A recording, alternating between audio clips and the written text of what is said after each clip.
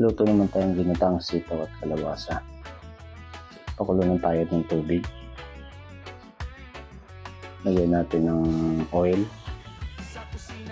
asin, haluin. I-blanch natin yung ating gulay. Tagalan yung malambot na hanguin na natin. Sunod naman natin ang sitaw.